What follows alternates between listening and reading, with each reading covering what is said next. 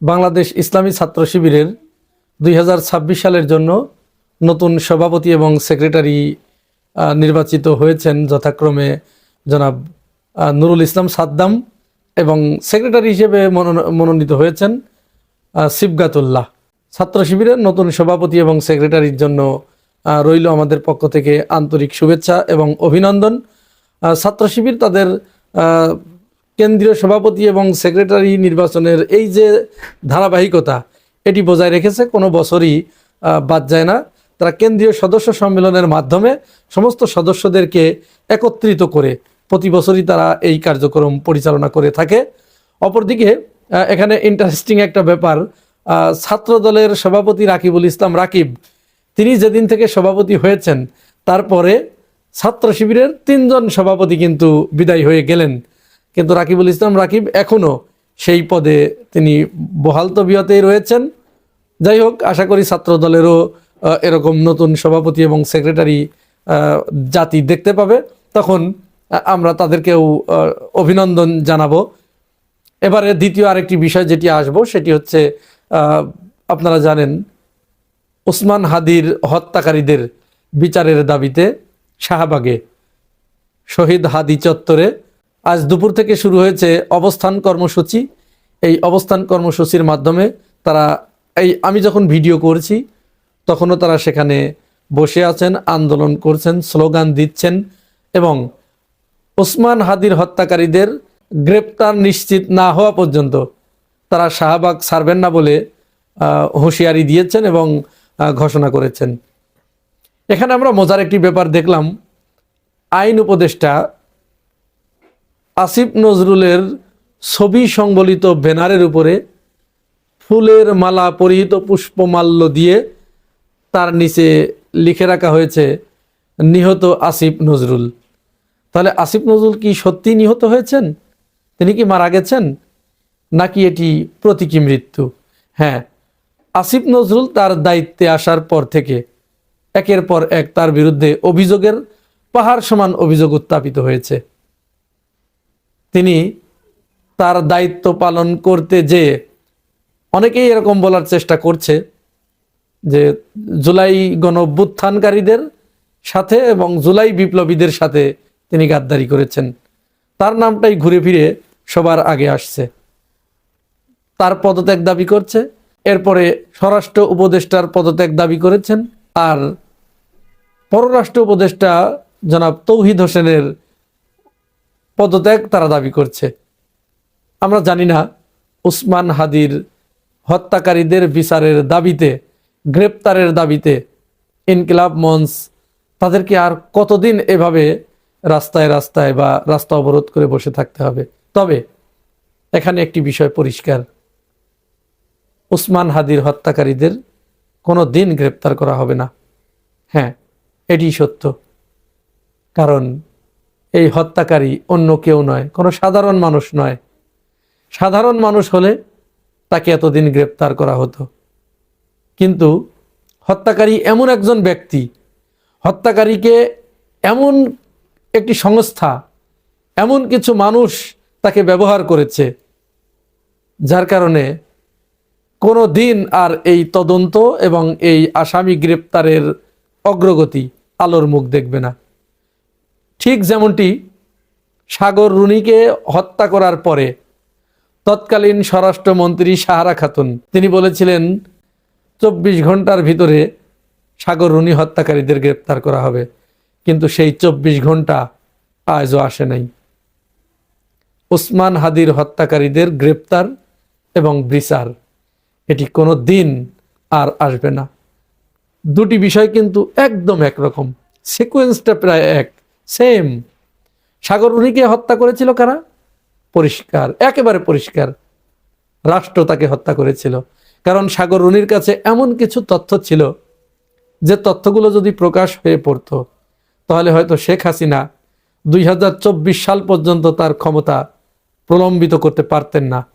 তার আগেই তাকে পদত্যাগ করতে হতো বা তাকে পালিয়ে যেতে হতো, কিন্তু তার ক্ষমতা দীর্ঘায়িত করার জন্য সে সাগর এবং রুনিকে, স্বামী স্ত্রীকে, তার ছোট্ট সন্তান মেঘ, এখন সে বড় হয়ে গেছে, তার সামনেই তাকে হত্যা করে, যে হত্যার ক্লু আজ পর্যন্ত উদ্ধার করা সম্ভব হয়নি।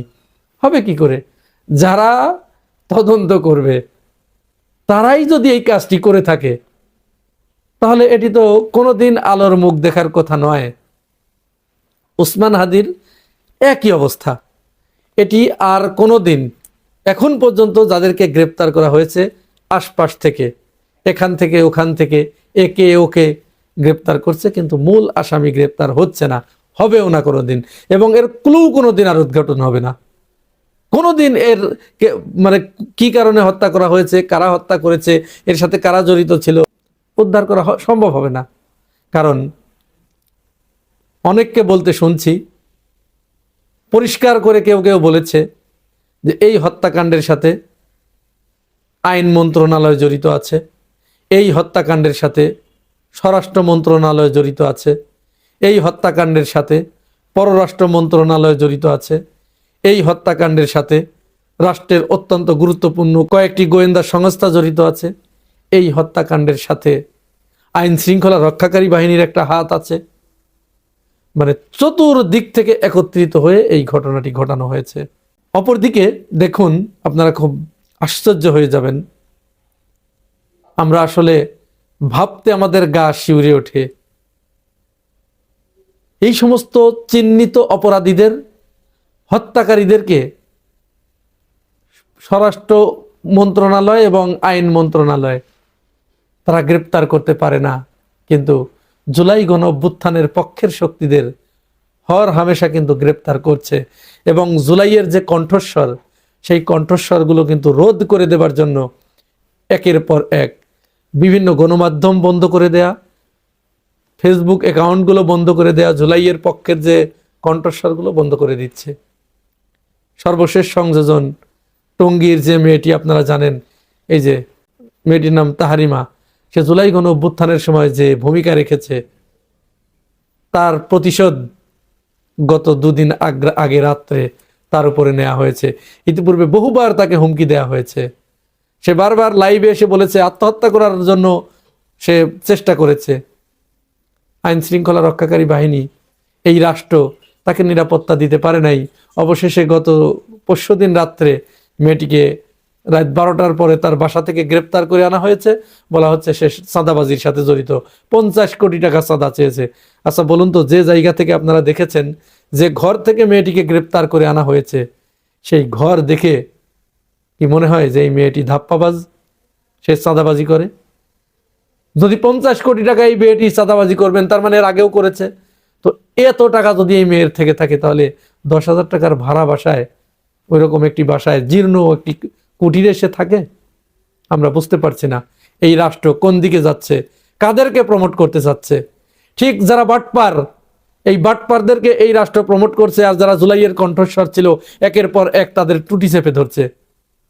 আমরা দেখেছি 5 আগস্টের পূর্ববর্তী সময়ে চ্যানেল 24 এর মালিক যে একে আজাদ, তিনি শেখ হাসিনার অনুষ্ঠানে গিয়ে বললেন, প্রথমত আমি শেখ হাসিনাকে চাই, দ্বিতীয়ত আমি শেখ হাসিনাকে চাই, শেষ পর্যন্ত আমি শেখ হাসিনাকে চাই। সেই লোকগুলো এখন সবচেয়ে বড় সুশীল হয়ে গেছে, তাদের নিরাপত্তার জন্য এই সরকার উঠে পড়ে লেগেছে। আর অপরদিকে জুলাইয়ের ভ্রূণ থেকে জন্ম নেয়া, জুলাইয়ের অন্যতম কণ্ঠ, অন্যতম উচ্চকিত কণ্ঠ বাংলা এডিশন, সেই বাংলা এডিশন তার এনওসি বাতিল করে দেয়া হয়েছে। ঠিক কোন কারণে বাংলা এডিশনকে তার এনওসি বাতিল করা হয়েছে, এটি কিন্তু এই রাষ্ট্র বলে নাই। এই রাষ্ট্রের যারা বাটপার, যারা দীর্ঘদিন ধরে শেখ হাসিনাকে টিকিয়ে রাখার জন্য বাটপারি করেছে, ছেঁচড়ামি করেছে, হাসিনার পক্ষে বয়ান উৎপাদন করেছে, সেই বাটপারদের কথায় বাংলা এডিশনকে বন্ধ করে দেওয়া হচ্ছে। এটি অশনি সংকেত। আমরা এটি বুঝতে পারছি না সরকার কোন দিকে যাচ্ছে, কি করতে চাচ্ছে, সরকারের মতিগতিটা কি। বাংলা এডিশন বন্ধ করে দেবার কারণ আমরা বুঝি, কারণ সেখানে আইন উপদেষ্টা আসিফ নজরুলকে, তার বিরুদ্ধে এখানে রিপোর্ট করা হয়েছে। এই অন্তর্বর্তীকালীন সরকারের প্রধান উপদেষ্টা ডক্টর ইউনূসের বিরুদ্ধে সেখানে কথা বলা হয়েছে। সত্য এবং ন্যায়ের কথা বলতে গিয়ে তো এদের বিরুদ্ধে কথা বলতেই হবে। তাহলে আমরা কি ধরে নিব যে বাংলা এডিশনের এনওসি বাতিল করে আইন উপদেষ্টা তিনি প্রতিশোধ নিলেন ওই ইলিয়াস হুসাইনের উপরে? এটি কোনো মতো অবস্থায় আমরা মেনে নিতে পারি না। সেই সাথে জুলাই গণঅভ্যুত্থানের আগে যারা বাটপারি করেছে যে চ্যানেলগুলো, এই বাটপারগুলোকে গ্রেপ্তার করতে হবে এবং তাদের লাইসেন্স বাতিল করতে হবে। সুতরাং সরকারের প্রতি উদাত্ত আহ্বান জানাবো, বাংলাদেশের জনগণ জেগে ওঠার আগেই, আরেকবার তারা রাস্তায় নামার আগেই বাংলা এডিশনের এনওসি ফেরত দেওয়া হোক, জুলাই কন্যা তাহারিমাকে মুক্তি দেওয়া হোক এবং উসমান হাদির হত্যাকারীদের অতি দ্রুত গ্রেপ্তার করে, সেই রাষ্ট্রের ভিতরেই আছে, এই রাষ্ট্রের ভিতরেই সে লুকিয়ে আছে, এই সরকারের হাতের ভিতরেই আছে, তাকে গ্রেপ্তার করে আইন শৃঙ্খলা রক্ষাকারী বাহিনীর হাতে সোপর্দ করা হোক এবং জনসম্মুখে তাকে আনা হোক। না হলে জনগণ আবার দ্বিতীয়বারের মতো রাস্তায় নামতে বাধ্য হবে।